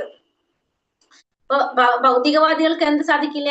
ഭഗവാനെ ആധ്യാത്മിക ഭാവന ആഗ്രഹിക്കാനായിട്ട് സാധിക്കില്ല. അതുകൊണ്ട് അവർക്ക് എന്താണ്? ഭൗതികമായിട്ടുള്ള ഉപാധികളിലൂടെ കൃഷ്ണൻ സ്വയം ആവിഷ്കരിക്കുന്നത് എങ്ങനെയാണെന്ന് അറിയണമെങ്കിൽ അവർക്ക് എന്ത് വേണം? അവർ ഏകാഗ്രമായ മനസ്സോടെ ശ്രമിച്ചാൽ മാത്രമേ അവർക്ക് അതിന് സാധിക്കുള്ളൂ. അല്ലെങ്കിൽ അവർക്ക് ഒരിക്കലും എന്ത് സാധിക്കില്ല? ഭഗവാൻ അറിയാനായിട്ട് സാധിക്കില്ല. അപ്പൊ ഇനി പറയുന്നത് വിസ്തരേണാത്മനോ യോഗം വിഭൂതി ച ജനാർദ്ദന ഭൂയ കഥയ തൃപ്തിർഹി ശൃണോത്തോ നാസ്തി മേ മൃതം. അതായത് അങ്ങയെ പറ്റി കേട്ടിട്ട് എനിക്കൊരിക്കലും മതി വരുന്നില്ല. കേൾക്കും തോറും അങ്ങയുടെ വാക്കുകളാകുന്ന അമൃതത്തെ ആസ്വദിക്കുവാൻ തോന്നുന്നു. ഹേ ജനാർദ്ദന, അങ്ങയുടെ വിഭൂതികളെ പറ്റി അതിന്റെ യൗകിക പ്രഭാവത്തെ കുറിച്ച് വീണ്ടും വിവരിച്ചു തന്നല്ലോ. അപ്പൊ അങ്ങ് ഇപ്പൊ ഈ പറഞ്ഞ കാര്യങ്ങളൊക്കെ കേൾക്കും തോറും എനിക്ക് എന്താ തോന്നുന്നത്? അതിനെ കൂടുതൽ അറിയാനായിട്ടും ആസ്വദിക്കാനാണ് തോന്നുന്നത്. എനിക്കത് കേട്ടിട്ടും മതി വരുന്നില്ല. അപ്പൊ അതുകൊണ്ട് അങ്ങയുടെ വിഭൂതികളെ കുറിച്ച്, അങ്ങയുടെ യൗകിക പ്രഭാവത്തെ കുറിച്ച് എനിക്ക് വിശദമായിട്ട് പറഞ്ഞു തരാനായിട്ടാണ് ഭഗവാനോട് അർജുനൻ ആവശ്യപ്പെടുന്നത്. കൃഷ്ണനെ കുറിച്ചുള്ള വിവരണം എന്തും അമൃതോപമം തന്നെ. അമൃത് പോലെയാണ് എന്ത് ഭഗവാനെ കുറിച്ച് പറയുന്നത്. പ്രായോഗിക പരിശീലനം കൊണ്ട് സാധിക്കാവുന്നതാണ് ഈ അമൃതാസ്വാദനം. ആധുനിക കഥകൾക്കും നോവലുകൾക്കും ചരിത്രങ്ങൾക്കും അതീന്ദ്രിയങ്ങളായ ഭഗവത് ലീലകളെ കുറിച്ചുള്ള വിവരങ്ങളുമായി വലിയ വ്യത്യാസമുണ്ട്. ഭൗതിക കഥാശ്രവണം കാലക്രമേണ മടുപ്പ് ഉണ്ടാക്കുന്നതാണെന്നിരിക്കെ കൃഷ്ണന്റെ കഥകൾ കേൾക്കുന്നവർക്ക് ഒരിക്കലും മതി വരുന്നില്ല. അപ്പൊ നമ്മൾ ഇത് രണ്ടും തമ്മിൽ വ്യത്യാസമുണ്ട്. ഭൗതികമായിട്ടുള്ള കഥാശ്രവണവും പിന്നെ ഭഗവാന്റെ കഥകൾ കേൾക്കുന്നതും തമ്മിൽ വ്യത്യാസമുണ്ട്. കാരണം ഭൗതികമായിട്ടുള്ള കഥാശ്രവണം നമ്മളിൽ എന്തുണ്ടാക്കും? മടുപ്പുളവാക്കും. നമുക്കതിലൊക്കെ മടുപ്പ് വരാൻ സാധ്യതയുണ്ട്. പക്ഷെ ഭൗതികമായിട്ടുള്ളതല്ല, ഭഗവാന്റെ കഥകളാണ് കേൾക്കുന്നതെങ്കിലോ അത് നമ്മളെ കേൾക്കുന്നവർക്ക് ഒരിക്കലും അതിൽ മതി വരാൻ സാധിക്കില്ല. നമുക്കത് മാത്രമല്ല, നമുക്ക് എന്തിനു സാധിക്കും? ആത്മസാക്ഷാത്കാരത്തിന് വഴിയൊരുക്കുകയും ചെയ്യും. ഇനി ഭഗവാന്റെ ഐശ്വര്യങ്ങളെ കുറിച്ച് അർജുനൻ ചോദിച്ചതനുസരിച്ച് ഭഗവാൻ ഇനി പറയുന്നതാണ് അടുത്ത ശ്ലോകം. ശ്രീ ഭഗവാൻ ഉവാച ഖണ്ഡത്തെ കഥയിഷ്യാമി ദിവ്യാത്മാ വിഭൂതയഃ പ്രാധാന്യത കുരു ശ്രേഷ്ഠ നാസ്ത്യന്തോ വിസ്തരസ്യ മേ. ഭഗവാൻ പറയാണ് അർജുനനോട്, അർജുന, ഭാസുരങ്ങളായ എന്റെ വിഭൂതികളെ പറ്റി ഇനി ഞാൻ നിനക്ക് പറഞ്ഞു തരാം. എങ്ങനെയാണ് പറയണത്? പ്രധാനപ്പെട്ടത് മാത്രമേ ഞാൻ പറയുന്നുള്ളൂ. വിസ്തരിക്കുകയാണെങ്കിലോ അതിനെ കുറെ വിസ്തരിക്കാനുണ്ട്, അതിനൊരിക്കലും ഒരു അവസാനം ഉണ്ടാകുന്നില്ല. അതുകൊണ്ട് ഞാൻ പ്രധാനപ്പെട്ടത് മാത്രമേ ഇവിടെ പറയുന്നുള്ളൂ എന്ന് ഭഗവാൻ അർജുനനോട് പറഞ്ഞു കൊടുക്കാണ്. ഇവിടെ പ്രാധാന്യത എന്ന പദം ശ്രദ്ധേയമാണ്. കാരണം എണ്ണമറ്റ ഭഗവത് ഭാവങ്ങളിൽ പ്രാധാന്യമുള്ള ചിലതേ ഇവിടെ വിസ്തരിക്കുന്നുള്ളൂ. അതെല്ലാം ഗ്രഹിക്കാനായിട്ട് നമുക്ക് സാധ്യമല്ല. ആ എല്ലാ ആവിഷ്കാരങ്ങളെയും നിയന്ത്രിച്ചു പോരുന്ന തന്റെ വൈഭവങ്ങളെയാണ് ഇവിടെ എന്ന് പറയുന്നത് വിഭൂതി എന്നത് കൊണ്ട് ഉദ്ദേശിക്കുന്നത്. അമരകോശത്തിൽ വിഭൂതിക്ക് അസാമാന്യമായ ശക്തി എന്നർത്ഥം കൽപ്പിച്ചിട്ടുണ്ട്. അപ്പൊ അമരകോശത്തിലെ വിഭൂതിക്ക് എന്ന് പറയുമ്പോ എന്താണ് പറയണത്? അസാമാന്യമായിട്ടുള്ള ഐശ്വര്യം എന്ന് പറഞ്ഞിട്ടുണ്ട്. അപ്പൊ വിഭൂതി എന്ന് പറഞ്ഞാൽ നമുക്ക് മനസ്സിലാക്കാം, നമുക്കറിയാൻ സാധിക്കുന്ന വിധത്തിലുള്ള ഭഗവാന്റെ ഐശ്വര്യങ്ങള്, ഭഗവാന്റെ ശക്തികള്, ഭഗവാന്റെ വിസ്തരണങ്ങളൊക്കെ നമുക്ക് എന്ന് പറയാം, ഈ വിഭൂതി എന്ന് പറയാനായിട്ട് സാധിക്കും. അപ്പോ ഇവിടെ ഫസ്റ്റ് തുടങ്ങാണ്. അഹമാത്മകുടാകേശ സർവഭൂതാശയസ്ഥിതഃ അഹമാദിശ്ച മധ്യം ച ഭൂതാനാമന്ത ഏവച. ഹേ അർജുന, ജീവജാലങ്ങളുടെ എല്ലാം ഹൃദയത്തിൽ സ്ഥിതി ചെയ്യുന്ന പരമാത്മാവാണ് ഞാൻ.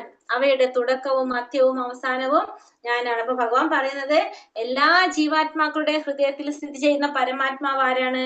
ഞാനാണ്. അപ്പൊ എല്ലാറ്റിന്റെ തുടക്കവും മധ്യവും അവസാനവും ആര് തന്നെ? ഞാൻ തന്നെയാണെന്ന് ഭഗവാൻ പറയുന്നു. ഗുഡാകേശ, ഗുഡാകേശ എന്ന് വെച്ചാൽ എന്താണ്? നിദ്ര അഥവാ തമസിനെ ജയിച്ചവൻ എന്നാണ് ഗുഡാകേശൻ എന്നതിന്റെ അർത്ഥം. അപ്പൊ അജ്ഞതയുടെ അല്ലെങ്കിൽ അന്ധകാരത്തിൽ ഉറങ്ങുന്നവർക്ക് ഭൗതിക ആധ്യാത്മിക ലോകങ്ങളില് ഭഗവാൻ നാനാ രൂപത്തിലുള്ള സ്വയം ആ രൂപങ്ങളിലൂടെ സ്വയം ആവിഷ്കരിക്കുന്നത് എങ്ങനെയെന്ന് മനസ്സിലാക്കാനായിട്ട് കഴിയില്ല. അർജുനൻ അത്തരം അന്ധകാരത്തിന് അതീതനായതുകൊണ്ട് ഭഗവാന്റെ പലതരത്തിലുള്ള ഐശ്വര്യങ്ങളെ പറ്റി വിവരിച്ചു കൊടുക്കാനായിട്ട് ഭഗവാൻ ഇവിടെ സമ്മതിക്കുകയാണ് ചെയ്യുന്നത്. അല്ല അജ്ഞതയിലുള്ളവർക്ക് അല്ലെങ്കിൽ അന്ധകാരത്തിലുള്ളവർക്ക് എന്ത് സാധിക്കില്ല? ഇതൊന്നും മനസ്സിലാക്കാനായിട്ട് സാധിക്കില്ല.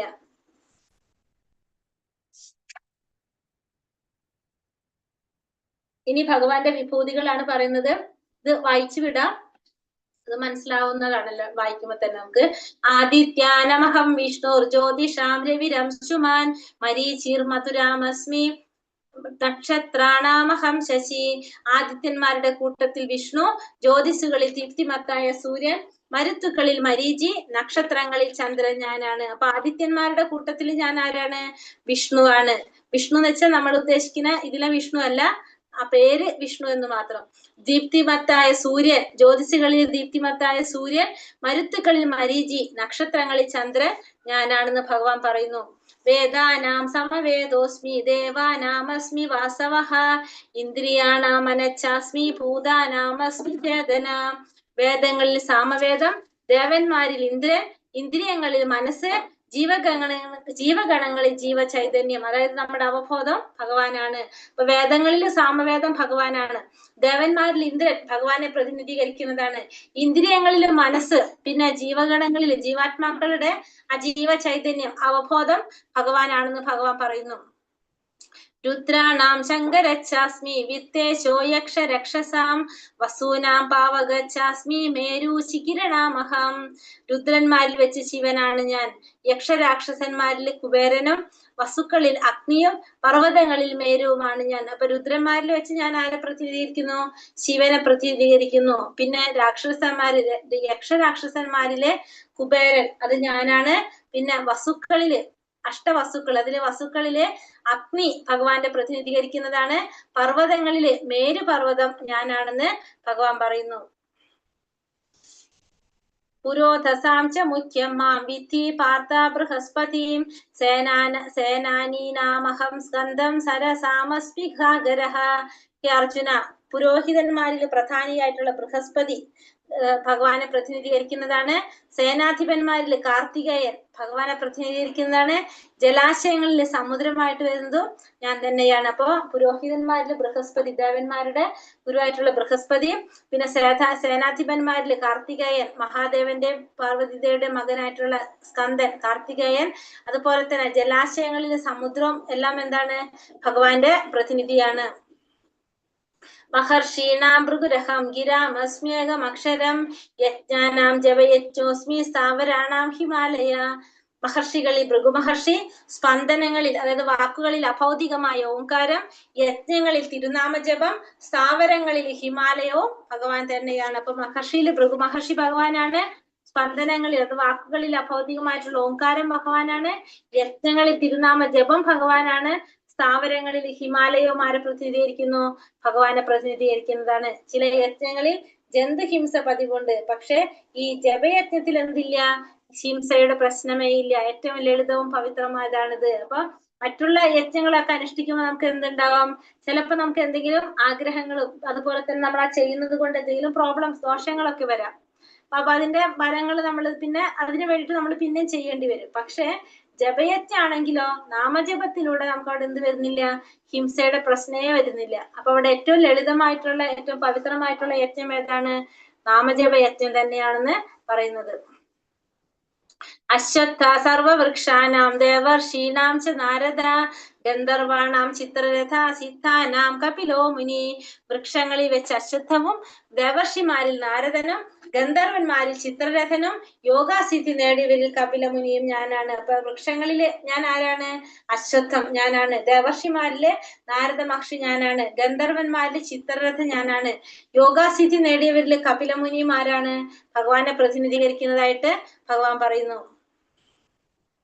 ഉച്ചൈ ശ്രവസമാശ്വാനം വിദ്ധി മാമാമൃതോദ്ഭവം ഐരാവതം ഗജേന്ദ്രാണാം നരാണാം ചന്ദ്രാധിപം.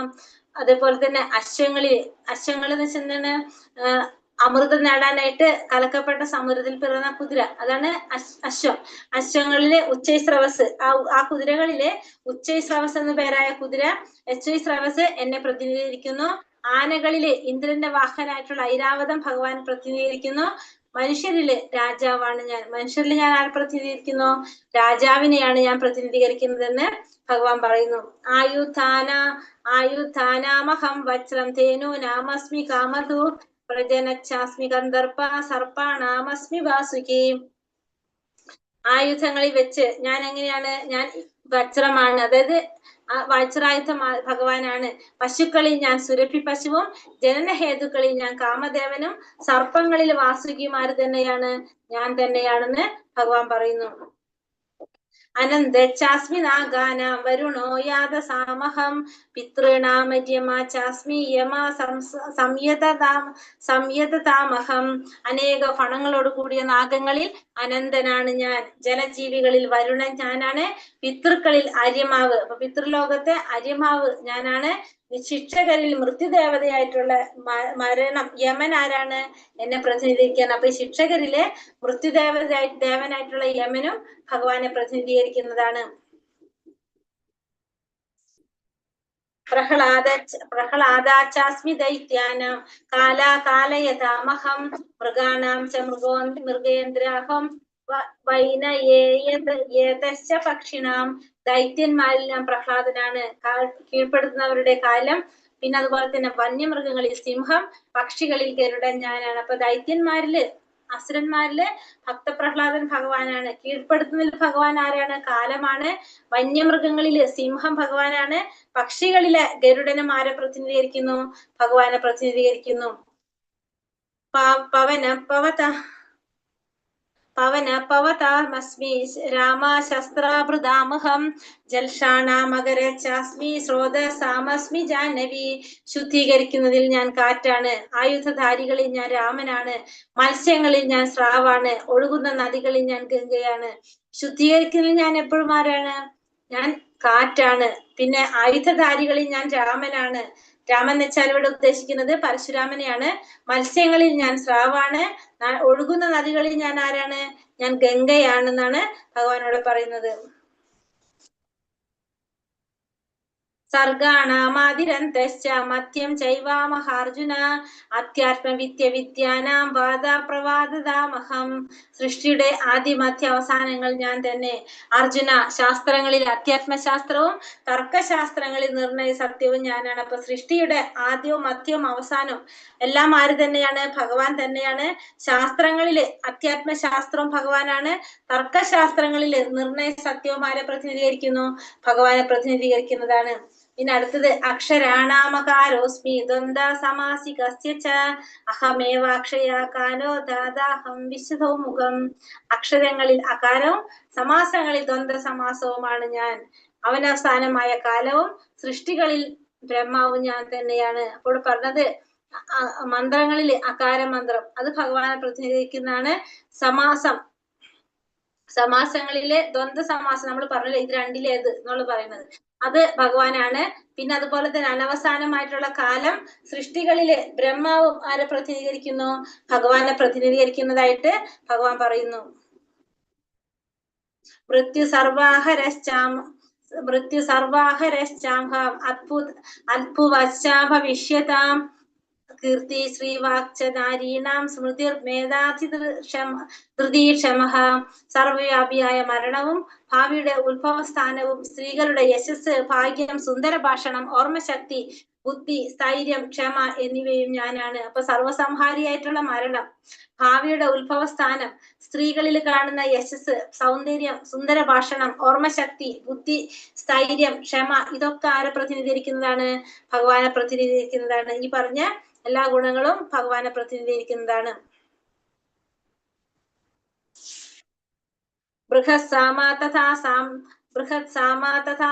സാംനാം ഗായത്രി ഛന്ദസാമഹം മാസാനാം മാർഗശീർഷോഹം ഋതൂനാം കുസുമാകരഃ.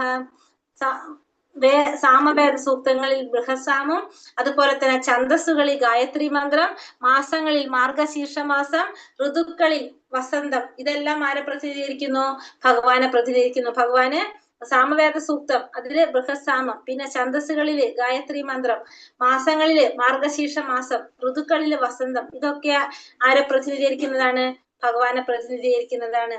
അടുത്തത് പറയുന്നത് ദ്വിത്വം ചലയതാമസ്മി തേജസ്തേജസി നാമഹം ജയോസ്മി വ്യവസായോസ്മി സത്വം സത്വതാമഹം.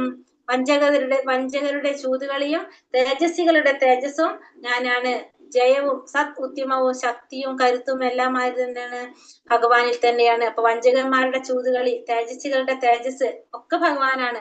ജയവും അതുപോലെ തന്നെ നല്ല ഉദ്യമങ്ങള്, ശക്തന്മാരുടെ കരുത്ത്, ഇതൊക്കെ ഭഗവാനെ പ്രതിനിധീകരിക്കുന്നതാണ്. പിന്നെ പറയുന്നത് വൃഷ്ണീനാം വാസുദേവോസ്മി പാണ്ഡവാനാം ധനഞ്ജയ മുനീനാമാപ്യഹം വ്യാസ കവീനാമുശനാ കവി. വൃഷ്ണികുലത്തിൽ വ്യാസദേവൻ, പാണ്ഡവരിൽ അർജുനൻ, അതുപോലെ തന്നെ മുനികളിൽ വ്യാസൻ, ചിന്തകരിൽ ഉശനാ കവി, അതായത് ശുക്രാചാര്യർ, ഇതെല്ലാം ഭഗവാനെ പ്രതിനിധീകരിക്കുന്നതാണ്. ഇപ്പൊ വൃഷ്ണികുലത്തിൽ പിറന്നവരാണെങ്കിൽ വാസുദേവൻ, പാണ്ഡവരിൽ അർജുനനും പിന്നെ അർജുനനും, അതുപോലെ തന്നെ മുനികളില് വ്യാസമുനി, അതുപോലെ തന്നെ ചിന്തകരിൽ ആരാണ്? ഉശനാ കവി ഭഗവാനെ പ്രതിനിധീകരിക്കുന്നതാണെന്ന് ഭഗവാൻ ഇവിടെ പറയുന്നു.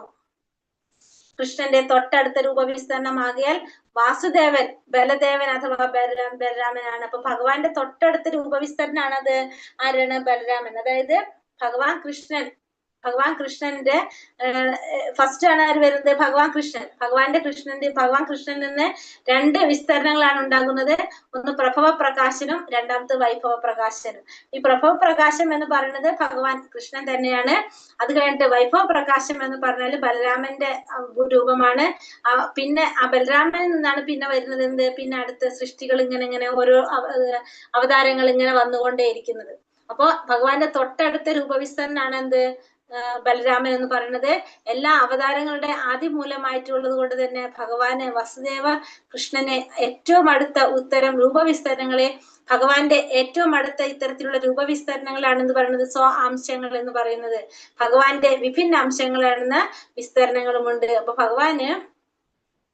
ഭഗവാന്റെ ഏറ്റവും അടുത്ത രൂപവിസ്തരണമാണ് ആര്? ബലരാമൻ, അതായത് ബലദേവൻ. എല്ലാ അവരുടെ അവതാരങ്ങളുടെയും ആദിപൂലമായതുകൊണ്ട് തന്നെ അദ്ദേഹം ഭഗവാന്റെ സ്രോതസ്, അതാണ് അദ്ദേഹമാണ് എന്ത്? ഭഗവാന്റെ വാസുദേവന്റെ സ്രോതസ് ആയിട്ട് അറിയപ്പെടുന്നത്. ഭഗവാന്റെ ഏറ്റവും അടുത്ത ഇത്തരം ഇത്തരത്തിലുള്ള രൂപവിസ്തരണങ്ങളാണ് നമ്മൾ എന്ന് പറയുന്നത് ഭഗവാന്റെ സ്വാംശങ്ങൾ എന്ന് പറയുന്നത്. ഭഗവാന്റെ വിഭിന്ന അംശങ്ങൾ എന്ന വിസ്തരണം. അത് കൂടാതെ ഭഗവാന് പിന്നെയും എന്തുണ്ട്? രൂപവിസ്തരണങ്ങളുണ്ട്. പക്ഷെ ഭഗവാന്റെ ഏറ്റവും അടുത്ത ഇത്തരത്തിലുള്ള രൂപവിസ്തരണങ്ങളാണ് സ്വാംശങ്ങൾ എന്ന് പറയുന്നത്. അടുത്തത് ദണ്ഡോദമയതാമസ്മി നീതിരശ്മി ജിഗീഷിതാം മൗനം ചൈവാസ്മി ഗുഹ്യാനാം ജ്ഞാനാമവതാമഹം. നിയമരാഹിത്യങ്ങളെ അടിച്ചമർത്തുന്ന നിയമങ്ങൾ, പദ്ധതികളിൽ ദണ്ഡം, വിജയം കാക്ഷിക്കുന്നവരുടെ നീതി എന്നിവയും ഗോപ്യങ്ങളിൽ മൗനവും ജ്ഞാനികളുടെ ജ്ഞാനവും ഭഗവാനാണ്. അപ്പോ നിയമരാഹിത്യങ്ങളെ അടിച്ചമർത്തുന്ന പദ്ധതികളിൽ ദണ്ഡം, വിജയം കാക്ഷിക്കുന്നവരുടെ നീതി, പിന്നെ ഗോപ്യങ്ങളിൽ മൗനം, ജ്ഞാനികളുടെ ജ്ഞാനം, ഇതെല്ലാം ആരെ പ്രതിനിധീകരിക്കുന്നതാണ്? ഭഗവാനെ പ്രതിനിധീകരിക്കുന്നതാണ്. യച്ഛാപി സർവഭൂതാനാം ബീജം തദഹം അർജുന ന തദസ്തി വിനായസ്യാം എത്ര 39 അല്ലെ?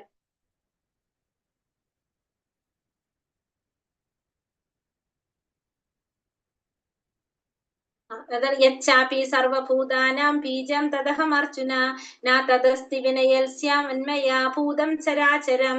അല്ലയോ അർജുന, സർവഭൂതങ്ങളുടെയും ആദി ബീജമാണ് ഞാൻ. എന്നെ കൂടാതെ ചരചരങ്ങൾക്കൊന്നും എന്തില്ല, നിലനിൽപ്പില്ല.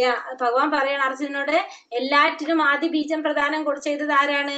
ഭഗവാൻ തന്നെയാണ്. അപ്പൊ ഭഗവാനെ കൂടാതെ സർവചരാചരങ്ങൾക്ക് ഒന്നിനും എന്തില്ല, നിലനിൽപ്പില്ല എന്നുള്ളത് ഭഗവാനോട് പറയാണ്. നാന്തോസ്തി മമ ദിവ്യാനാം വിഭൂതീനാം പരം തപ ഏഷാ തുത്തേശതാ പ്രോക്ത വിഭൂതിർ വിസ്തരോ മയ.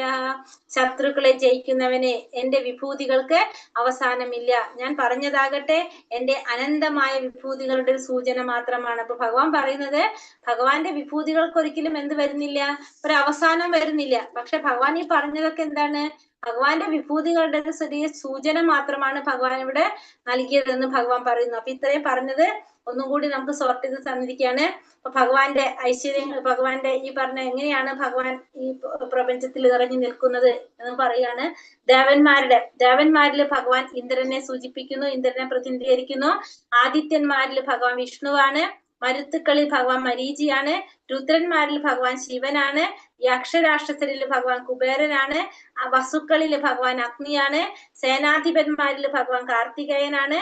ഗന്ധർവന്മാരിൽ ഭഗവാൻ ചിത്രരഥനാണ്. സ്രഷ്ടാക്കളിൽ ഭഗവാൻ ബ്രഹ്മാവാണ്. ദൈത്യന്മാരിൽ, അതായത് അസുരന്മാരിൽ ഭഗവാൻ ഭക്തപ്രഹ്ലാദനാണ്. ശിക്ഷകരിൽ ഭഗവാൻ യമദേവനാണ്. പിതൃക്കളിൽ ഭഗവാൻ ആര്യമാവ്. ജനനഹേതുക്കളിൽ കാമദേവൻ ഭഗവാനാണ്. ഇനി മൃഗങ്ങളിലെ അശ്വങ്ങളിൽ ഭഗവാൻ ഉച്ചൈസ്രവസ്. ആനകള് ഇന്ദ്രന്റെ ഐരാവതം. പശുക്കളിൽ ഭഗവാൻ സുരഭി പശു. സർപ്പങ്ങളിൽ ഭഗവാൻ വാസുകി. അനേക ഫണങ്ങളോട് കൂടിയ നാഗങ്ങളിൽ അനന്തൻ. ജലജീവികളിൽ വരുണൻ. മത്സ്യങ്ങളിൽ സ്രാവ്. വന്യമൃഗങ്ങളില് സിംഹം. പക്ഷികളില് ഗരുഡൻ ഭഗവാനാണ്. പിന്നെ മുനികളിൽ വ്യാസമഹർഷി. മഹർഷികളിൽ ഭൃഗു മഹർഷി.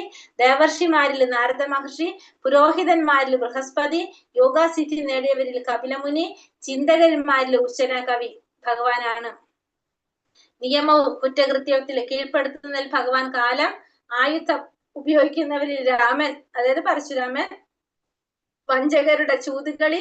നിയമരാഹിത്യങ്ങളെ അടിച്ചമർത്തുന്ന പദ്ധതികളിൽ ശിക്ഷ. ആയുധങ്ങളിൽ വജ്രായുധം.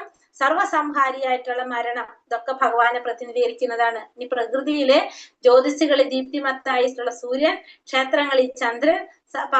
പർവ്വതങ്ങളിൽ മേരുപർവ്വതം. സ്ഥാവരങ്ങളിൽ ഹിമാലയം. ജലാശയങ്ങളിൽ സമുദ്രം. വൃക്ഷങ്ങളിൽ അശ്വത്ഥം. ശുദ്ധീകരിക്കുന്നതിൽ വായു. ഒഴുകുന്ന നദികളിൽ ഗംഗ.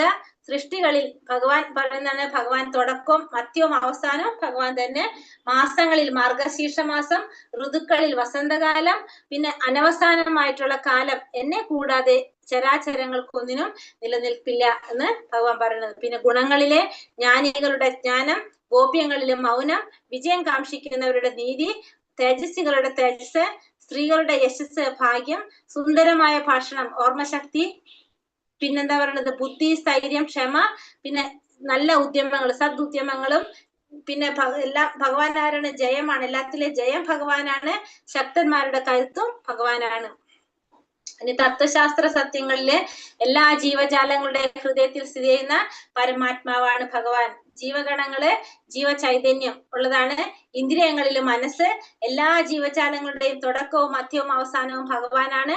സർവഭൂതങ്ങളുടെയും ആദിബീജം പ്രദാനം ചെയ്തത് ഭഗവാനാണ്. ഭാവിയുടെ ഉത്ഭവസ്ഥാനവും ഭഗവാനാണ്.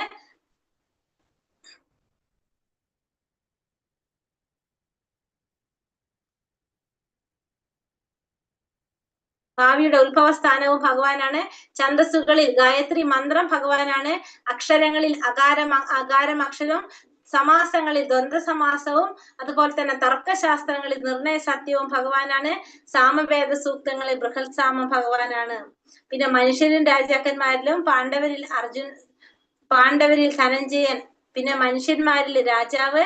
വൃഷ്ണികുലത്തിൽ വാസുദേവൻ ഭഗവാനാണ്. പിന്നെ വേദമന്ത്രങ്ങളില് സ്പന്ദനങ്ങളിൽ അഭൗതികമായ ഓംകാരം. യജ്ഞങ്ങളിൽ തിരുനാമജപം. വേദങ്ങളില് സാമവേദവും ആരാണ്? സാമവേദം അതും ഭഗവാനെ പ്രതിനിധീകരിക്കുന്നതാണ്. ഇപ്പൊ സ്പന്ദനങ്ങളിലെ ഓംകാരം ഭഗവാനെ പ്രതിനിധീകരിക്കുന്നു. യജ്ഞങ്ങളിൽ തിരുനാമജപം. വേദങ്ങളിലെ സാമവേദം ഭഗവാനെ പ്രതിനിധീകരിക്കുന്നതാണ്. യത് യത് വിഭൂതിമത്സത്വം ശ്രീമദുർജിതമേവ വാ തത്തത് ഏവാവഗച്ഛാതത്വം തത്തത് ഏവാവഗച്ഛത്വം മമ തേജാംശ സംഭവം. വിഭൂതിമത്തും സുന്ദരവും തേജസ്സുറ്റുമായ ഏതൊരു ജീവസത്തയും സൃഷ്ടിയും എന്റെ തേജസ്സിന്റെ ഒരണികകളിൽ നിന്ന് ഉത്ഭവിച്ചതാണെന്ന് ഇയാൾ മനസ്സിലാക്കുക. അപ്പൊ വിഭൂതിമത്തായിട്ടുള്ള സുന്ദരമായിട്ടുള്ള തേജസ്സുറ്റതായിട്ടുള്ള എന്തൊരു സൃഷ്ടി കണ്ടാലും നമുക്ക് എന്ത് മനസ്സിലാക്കാം?